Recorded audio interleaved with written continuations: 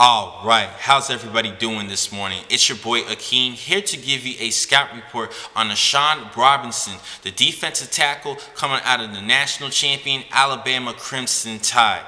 Now he's from Fort Worth, Texas, and he was a behemoth and a big grown man coming out of high school. His mother actually even called him a man-child growing up because of how big he was. She even had to carry his birth certificate in her purse just to show proof of his age when he was playing sports. That's how big this guy is. He is 6'4" at 307 pounds. Now, during his career at Alabama, he did a great job, particularly in these last two seasons as a two-year starter. But he did get some freshman time in 2013 where he did have 38 tackles. But in 2014, where he got that full first notch as the starter, he had 49 tackles, 66.5 tackles for loss, while splitting time at nose tackle as well as the 5 technique spots for the Alabama Crimson Tide defense. And in 2015, he had 46 tackles, 7.5 tackles for loss, and 3.5 sacks, earning first team All-SEC honors.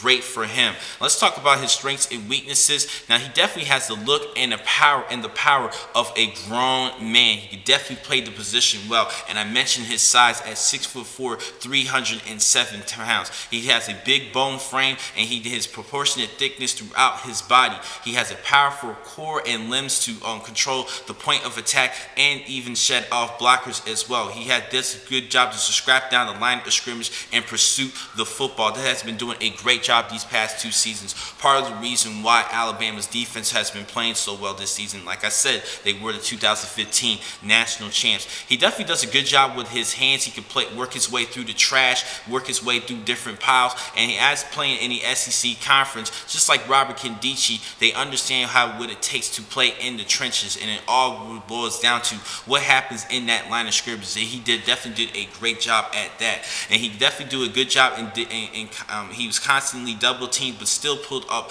great numbers, as I mentioned earlier, much better than Robert Nkemdiche. That's why he's my number one guy.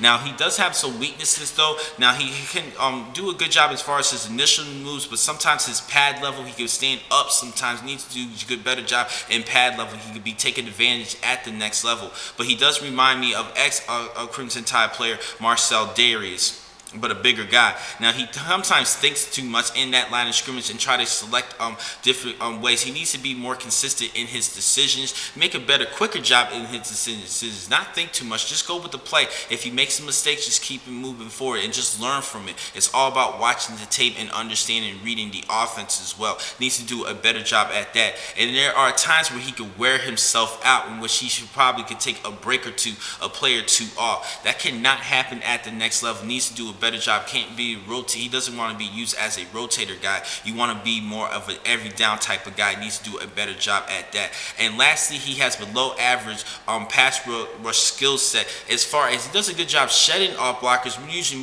mainly using his power. But as far as using different movements and in different ways to evade blockers, he struggles with that. He needs to have more skills in his arsenal in order to attack that line of scrimmage. But he is still my number one guy. I like him a lot, and for my projection, I definitely have him as a first round pick within the first 15 picks of the first round of this year's draft.